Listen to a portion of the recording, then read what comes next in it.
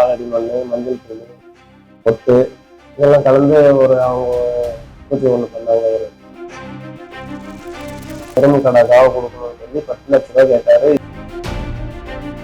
நாங்கள் பார்த்துட்டு ஃபோட்டோ மட்டும்தான் எழுதாங்க. அதை பார்த்துட்டு உடனே டெலீட் பண்ணிடுங்க, யாருக்கும் அனுப்பாதீங்க அப்படின்னு சொன்னாங்க.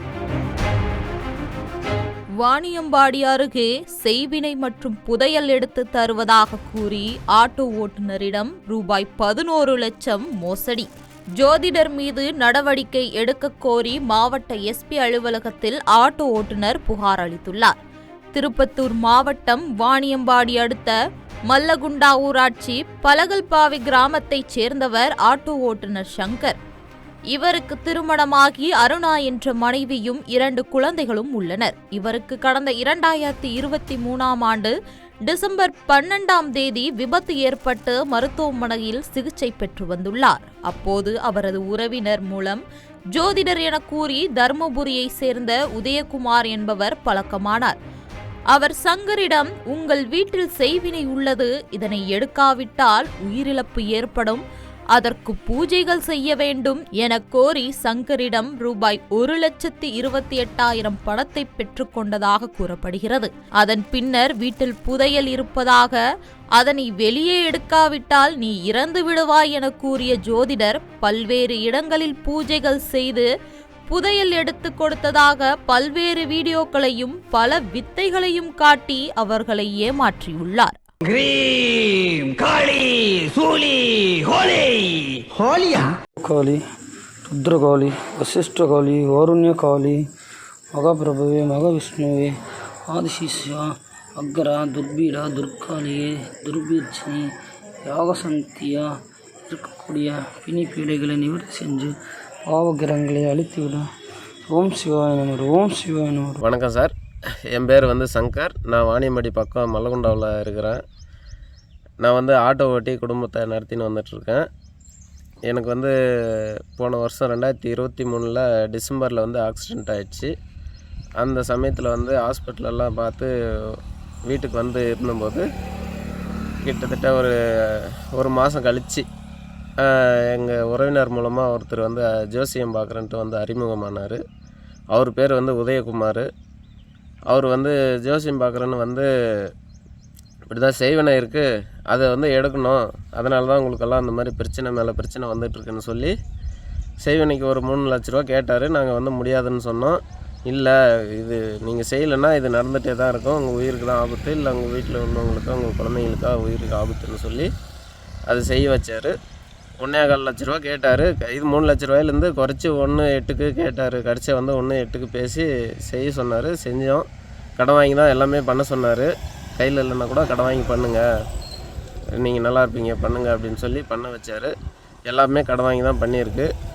அது பூஜை முடிஞ்ச உடனே இப்போ இன்னொரு விஷயம், நல்ல விஷயம் இருக்குதுன்னு சொல்லி என்னென்னு கேட்டோம். நல்ல விஷயம் என்னென்னு கேட்டதுக்கு, புதையல் இருக்குது உங்கள் வீட்டில், அந்த பொருள் எடுக்காமல் இருக்கிறதுனால தான் உங்களுக்கு கஷ்டத்து மேலே கஷ்டம், உங்களுக்கு அடி மேலே அடி பட்டுக்கிட்டே இருக்குது அப்படின்னு சொல்லி அதை எடுக்கணும். அதுக்கு கொஞ்சம் செலவாகும். அதை எடுத்தால் தான் நீங்கள் எல்லாருமே நல்லா இருக்க முடியும், இல்லைன்னா உங்கள் குடும்பமே உயிரோடு இருக்காது, ஒருத்தர் மேலே ஒருத்தர் பாதிப்பு வந்துகிட்டே இருக்கும், ஒருத்தர் பின்னாடி ஒருத்தர் செத்துகிட்டே தான் இருப்பீங்கன்னு சொல்லி உயிர் பயத்தை காட்டி அதை எடுத்தே ஆகணும்னு சொல்லி நாங்கள் எவ்வளோ கட்டாயப்படுத்தி எங்களை செய்ய வச்சாங்க. எல்லாமே நீங்கள் கடன் வாங்கி பண்ணுங்கள், அதை எடுத்து கூட நீங்கள் அதை உங்களுக்கு தேவைன்னா யூஸ் பண்ணிக்கலாம், இல்லைன்னா நீங்கள் கோயிலுக்கு கூட கொடுத்துடலாம், அது எடுத்துருங்க, அது எடுக்கலைன்னா உங்களுக்கு தான் பிரச்சனை, நீங்கள் எடுக்கலனாலும் அது வேறு ஆள் எடுக்கிறதுக்கு ரெடியாக இருக்கிறாங்க அப்படின்னு சொல்லி இதை தான் எங்ககிட்ட நிறையா பேசி அதை எடுக்கிறதுக்கு ஒத்துக்க வச்சு காசு கடன் வாங்கி கட்டுங்கன்னு சொன்னாங்க. சரி, அதுக்கப்புறம் நாங்களும் வேறு என்ன வழி இல்லை, உயிர் பிரச்சனைன்றதுனால வேறு வழி இல்லைன்னு சொல்லி எடுக்கிறதுக்கு ஒத்துக்கணும். நான் அது பல தவணையாக கட்டியிருக்கிறேன். 11 லட்சம் ஆரம்பத்தில் 5 லட்ச ரூபா தான் கேட்டாங்க. அந்த 5 லட்ச ரூபாயில் முடியாதுன்னு சொல்லி 3.5 லட்ச ரூபாய்க்கு குறைச்சி மீதி கோயில் மூலிமா கட்டுறோன்னு சொல்லி 3.5 லட்ச ரூபா கட்டின பின்னாடி அது வேறு ஒரு காரணம் சொன்னாங்க. இந்த மாதிரி பிரச்சனை இருக்குது, அதுக்கு எருமை கடை காவு கொடுக்கணும்னு சொல்லி திரும்ப ஒரு 10 லட்ச ரூபா 12 லட்ச ரூபா சொல்லி அதுலேயும் குறைச்சி 6 லட்ச ரூபாய்க்கு நின்றுருக்கோம், கோயில் மூலிமா மீதி பார்த்துக்குறோன்னு சொல்லி இதே மாதிரி தான் ஏதாவது ஒரு பிரச்சனையை சொல்லி காசை திரும்ப திரும்ப கேட்டுகிட்டே இருக்கிறாங்க. கிட்டத்தட்ட 11 லட்சம் வரையும் என்னால் முடிஞ்ச வரையும் வாங்கி கட்டினேன். அதுக்கு மேலே என்னால் கட்ட முடியல. திரும்பவும் வேறு ஒரு காரணம் சொன்னாங்க. நான் எனக்கு காரணத்து மேலே காரணம் சொல்லும்போது எனக்கு இது உண்மையாக இருக்குன்னு தோணலை. அதனால் நம்பிக்கையிலேருந்து கேட்டேன். அவங்க பேசும்போது திரும்ப அவங்க பேசுனதெல்லாம் இல்லை, நீ தான் இது எல்லாமே பண்ணன்ற மாதிரி திருப்பினாங்க. இதில் எனக்கு நம்பிக்கை முழுசாக வரல. அதிலேருந்து நான் காசு கட்டுறதையும் விட்டுட்டேன். காசு வந்து என்னாலையும் வாங்கி கட்ட முடியல எங்கேயும். அப்போது வந்து எல்லாமே நான் தான் பண்ணேன், நீ தான் வந்து காசு கட்டி செய்ய சொல்லியிருக்கிறேன்ற மாதிரி திருப்பிட்டாங்க. நான் வந்து கேஸ் கொடுப்பேன்னு சொன்னதுக்கும், நீங்கள் வந்து கேஸ் கொடுக்கணுன்னு சொன்னால் கேரளா கவர்மெண்ட் மேலே தான் கொடுக்குற மாதிரி வரும், நாங்கள் எல்லாமே அப்ரூவல் வாங்கி தான் பண்ணிகிட்ருக்கோம், இது உனக்கு தான் பிரச்சனைன்னு மிரட்டியும் இருக்கிறாங்க எங்களை. நாங்கள் அதுக்கெல்லாம் பயப்படல. சில ஆதாரமும் என்கிட்ட ஸ்டார்டிங்கில் வந்து ஆதாரம் எடுத்து வைக்கல. பின்னாடி கொஞ்சம் காசு அனுப்புனது வந்து ஃபஸ்ட்டு கையில் கொடுத்தோம் கொஞ்சோண்டு. அதுக்கப்புறம் எல்லாமே வந்து ஆதாரமாக இருக்குது. ஃபோன்பே கூகுள் பே மூலிமா தான் அனுப்பியிருக்கிறேன். அது எல்லாமே ஆதாரம் இருக்குது. இடையில கொஞ்சம் எனக்கு ஒரு சந்தேகம் வந்ததுலேருந்து நான் இடையில அந்த அவங்க கூட வாய்ஸ் கால் பேசுனது எல்லாமே ரெக்கார்ட் பண்ணி வச்சுருக்கேன். எல்லாமே ஆடியோ கால் என்கிட்ட ஆதாரமாக இருக்குது. என்னென்ன பேசணும், கடைசி வரையும் என்னென்ன ஆரம்பத்தில் மட்டும் இருக்காது, பாதியிலேருந்து என்னென்ன பேசணும் என்னென்ன இருக்குன்றது எல்லாமே இருக்குது. ஆடியோ கால் சில நம்பாத போது ஒரு சில வீடியோக்கெல்லாம் ஃபோட்டோக்கெல்லாம் அனுப்புனாங்க. இந்த மாதிரிலாம் பண்ணிகிட்ருக்கோம், இதெல்லாம் எடுத்து கொடுத்துருக்குறோன்னு சொல்லி இந்த மாதிரி நிறையா வந்து என்கிட்ட நிறைய விஷயம் சொல்லியிருக்கிறாங்க. இதே தான் அவங்க கண்டினியூவாக பண்ணிகிட்டு இருந்தாங்க. கடைசியில் நான் நம்பலை. நானும் நேரடியாக கேட்டேன், இந்த மாதிரி நீங்கள்லாம் பண்ணிகிட்ருது தப்பு, அது வந்து நான் வந்து கேஸ் கொடுப்பேன், எல்லாமே என்கிட்ட ஆதாரம் இருக்குதுன்னு சொன்னதுக்கு, நீ கொடு கேஸ் கொடு, நானும் என் சைட்லேருந்து கூப்பிட்டு வரேன், நீயும் உன் சைட்லேருந்து கூட்டிகிட்டு வா, நாங்கள் எல்லாமே ஆதாரத்தோடு தான் பண்ணிகிட்ருக்கோம், நாங்கள் வந்து அப்ரூவலோடு பண்ணிகிட்ருக்கோம், கேரளா கவர்மெண்ட்டோட அப்ரூவலோடு பண்ணிகிட்ருக்கோன்னு சொல்லிட்டாங்க. நான் அதுக்கு மேலே நான் எதுவும் சொல்ல. கேஸ் கொடுக்கறதுக்கு என்ன வழின்னு தெரியாமல் நானும் அவங்களுடைய அட்ரஸ் இல்லாமல் நானும் இப்போது ரொம்ப நாளாக கேஸ் கொடுக்காமல் இருந்தேன். இப்போ வந்து ஃபோன்பே கூகுள் பே மூலிமா காசு கொடுத்துருக்கிறத வச்சு நான் கேஸ் கொடுத்துருக்குறேன் அவங்க நம்பர் மூலிமா. வேறு எதுவும் எந்த ப்ரூஃபும் என்கிட்ட இல்லை. அவங்களுடைய நம்பரும் காசு அனுப்பின ப்ரூஃபு வாய்ஸ் கால் மட்டும்தான் என்கிட்ட ஆடியோ இருக்குது. இந்த இடையில வந்து இந்த 6 லட்ச ரூபா கட்ட சொன்னாங்க. திரும்ப வந்து அந்த 6 லட்ச ரூபா கட்டினதுக்கப்புறம் வந்து இன்னொரு பிரச்சனை புதுசாக வந்திருக்கு. இந்த எரமக்கடை காவு கொடுக்கணும்னு சொன்னாங்க. அந்த காவுக்கு தான் 6 லட்ச ரூபா கேட்டாங்க. அது முடியாதுன்னு சொல்லி, இல்லை நீங்கள் எல்லாம் இதில் உள்ளே இறங்கிட்டுங்க, இதை விட்டு வெளியே வரக்கூடாது, அது செஞ்சு ஆகணும்னு சொல்லி செய்ய சொன்னாங்க. அது செஞ்சு முடித்து காவு கொடுக்கும்போது வந்து வேறு ஒரு ஆள் உன் மேலே இருக்கிற அந்த கெட்டது வந்து இன்னொருத்தர் மேலே வந்து அவங்க மயங்கி விழுந்து அவங்க உயிருக்கு ஆபத்தாக இருக்குது, இந்த ஆபத்துக்கு நீ தான் காரணம், அவங்களுக்கு வந்து நாங்கள் நீ செலவு பண்ணதை விட பல மடங்கு செலவு பண்ணியிருக்கிறோம், அதுக்கும் நீ சேர்த்து தான் கொடுக்கணுன்ற மாதிரியெல்லாம் மிரட்டினாங்க. நான் எதுக்குமே பயப்படல. இருந்தாலும் அவங்கக்கிட்ட நல்ல மாதிரியே தான் பேசிகிட்டு இருந்தேன். கடைசி வரையும் எதுவுமே அவங்கள குறை சொல்லலை, எதுவுமே பேசலை. கடைசியாக வந்து அவங்கள கொஞ்சம் திட்டி வாய்ஸ் மெசேஜ் போட்டிருக்கேன். அதுக்கப்புறம் அவங்கக்கிட்ட நான் கான்டாக்ட் வச்சிக்கல. என் ஒய்ஃபு ஃபோன் பண்ணி கேட்டாங்கன்னா, நாங்கள் கேட்ட காசை நீங்கள் கொடுக்கல, நீங்கள் நான் கேட்கும்போது நீங்கள் கொடுக்கல அப்படின்ற மாதிரி திரும்ப அந்த காசுலேயே தான் வந்து நிற்கிறாங்க. அதிலே வந்து எனக்கு நிறைய சந்தேகம் வந்துடுச்சு. ஒரு முறை கட்டினா அது கரெக்டாக தான் இருக்கும், 2வது முறை 3வது முறைன்னு அவங்க காசுலேயே தான் காரணம் சொல்லி காசு கேட்டுகிட்டே தான் இருக்கிறாங்க. இன்னொரு உங்களுக்கு ஆபத்து இருக்குது, காட்டேரி செய்வினை வச்சுருக்குறாங்க. அந்த காட்டேரி அழிக்கணுன்னா காட்டெருமை காவு கொடுக்கணும், அது வந்து கேரளா கவர்மெண்ட்டு மூலிமா தான் அந்த காட்டெருமையை வாங்கணும் அப்படின்னு சொல்லி, இதுக்கு வந்து நீங்கள் லஞ்சம் கட்டி தான் வாங்கணும் அப்படின்னாங்க. நாங்கள் வந்து லஞ்சம் கட்டுற அளவுக்குலாம் முடியாது, நாங்கள்லாம் லஞ்சம் கட்டுற மாதிரி இல்லைன்ற மாதிரி பேசணும். இல்லை இது எல்லாமே கோயில் பார்த்துக்கோ, நீங்கள் வந்து காசு மட்டும் கொடுத்தா சரின்னு சொல்லி அதை வந்து கேட்டாங்க. முடியவே முடியாதுன்னதும் அவங்க வந்து ஒத்துக்கலை.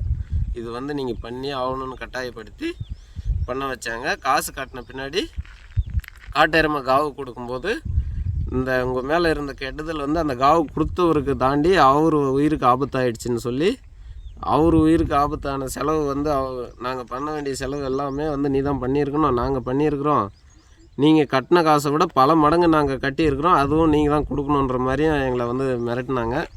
நான் வந்து அப்போ வந்து எதுவுமே கோவப்படலை. அவங்க என்ன சொன்னாலும் நான் சரின்னு சொல்லிட்டு தான் போயிட்டுருந்தேன். என்னென்ன சொல்கிறாங்க பார்க்கலாம் அப்படின்ற மாதிரி. அவங்க அந்த பிரச்சனையை முடிச்சுட்டு திரும்ப அந்த 48 நாள் கழித்து திரும்ப இன்னொரு பூஜை சொன்னாங்க. 3 லட்ச ரூபா சொன்னாங்க. நாங்கள் ஒத்துக்கவே இல்லை. 3 லட்ச ரூபாய்க்கு எல்லாம் திரும்ப ஒத்துக்கவே இல்லை. அந்த 6 லட்சம் கட்டினதோடு சரி, மொத்தம் வந்து 11 லட்சம் கட்டியிருக்கிறேன். திரும்ப இப்போ கூட இடையில வந்து எங்கள் ஒய்ஃப் ஃபோன் பண்ணி கேட்டாங்க, நீங்கள் காசு கட்ட மாட்டேன்றீங்க, அதனால தான் எங்கள் வேலை முடியல அப்படின்ற மாதிரி சொன்னாங்க. நாங்கள் வந்து காசு கட்டலை. திரும்ப வந்து எங்களால் கட்டவும் முடியாது, எங்களால் எங்கேயும் வாங்க முடியாது. எல்லாமே வந்து வலுக்கட்டாயமாக வெளியில் வந்து வாங்க வச்சு தான் கட்ட வச்சாங்க. வெளியில் வாங்கி கட்டுங்க, பரவாயில்ல வெளியில் வாங்கி கட்டுங்க, உங்கள் நன்மைக்காக தானே செய்கிறீங்க, உங்கள் உயிருக்கு தானே செய்கிறீங்க அப்படின்னு சொல்லி உயிர் பயத்தை காட்டியே வந்து கட்ட வச்சாங்க. நாங்களும் அதுக்கு பயந்து தான் கட்டிட்டோம், இல்லைன்னா கட்டியிருக்க மாட்டோம். அதுக்கப்புறம் எப்படி கேஸ் கொடுக்குறது, இது என்ன பண்ணுறதுன்னு அட்ரஸ் இல்லாமல் எந்த ஒரு ப்ரூஃபும் இல்லாமல் விட்டுட்டு இருந்தேன். இவ்வளோ நாள் விட்டுட்டு அது சரி என்ன நடக்குதுன்ட்டு பார்க்கலாம், காசு அனுப்பியிருக்கிற ப்ரூஃபும் ஆடியோ ப்ரூஃபும் இருக்கிறத வச்சு கேஸ் கொடுக்கலாம் அப்படின்ட்டு தான் நான் எஸ்பி ஆஃபீஸில் வந்து கம்ப்ளைண்ட் கொடுத்துருக்குறேன். அவங்க 2 நாள் ஆச்சு நான் கம்ப்ளைண்ட் கொடுத்து, இன்னும் அவங்க கால் பண்ணுவாங்கன்னு சொல்லியிருக்கிறாங்க. இன்னும் கால் பண்ணல இது வரையும். எப்போ கால் பண்ணுறாங்கன்னு தெரியாது. என் பேர் வந்து அருணா. நாங்கள் வந்து வாணியம்படி பக்கம் மதுரகுண்டாவில் இருக்கோம். ஒரு எங்கள் வீட்டுக்காருக்கு வந்து 2023 வந்து டிசம்பர் மாதம் வந்து ஆக்சிடெண்ட் ஆச்சு. அப்போது வந்து கொஞ்சம் ரொம்ப கிரிட்டிக்கலான இதில் தான் இருந்தார். அப்போது எங்கேயுமே முடியாது, கிருஷ்ணகிரி வரையும் உள்ள ஹாஸ்பிட்டல் கூட்டிகிட்டு போய் வந்துட்டு கடைசியாக சிஎம்சியில் போய் தான் உடம்பெல்லாம் சரி பண்ணி கூட்டிகிட்டு வந்தாங்க வீட்டுக்கு. அப்புறம் அந்த ஸ்டேஜில் வந்து உதயகுமார்னு ஒரு ஜோசியக்காரர் வந்து அறிமுகமானார். எங்களுக்கு வந்து ஜோசியம் பார்க்குறேன்னு சொல்லிட்டு இது பண்ணாரு. அங்கே இது பண்ணணும் அவ்வளோ அமௌண்ட் வேணும், இவ்வளோ அமௌண்ட் வேணும்னு சொல்லிட்டு எல்லா காசெல்லாம் வாங்கினாங்க, கேட்டாங்க, கொடுத்தோம். அதெல்லாம் நல்லது நடக்கும்னு சொல்லிட்டு கொடுத்தோம் நம்பி. ஆனால் இப்போ வந்து நாங்கள் ஏமாந்து நிற்கிறோம். 11 லட்ச ரூபாய் எல்லாமே ஃபோன் மூலியமாக தான், ஃபோன்பே மூலியமாக தான் கையில் கொஞ்சம் கொடுத்துருக்கோம். அவ்வளோ கொடுத்தோம். இப்போ வந்து ஏமாந்து நிற்கிறோம். இப்போ வந்து எந்த ஒரு இதுவுமே இல்லாமல் நிற்கிறோம். சாப்பாட்டுக்கு கூட வழி இல்லாமல் தான் நிற்கிறோம்.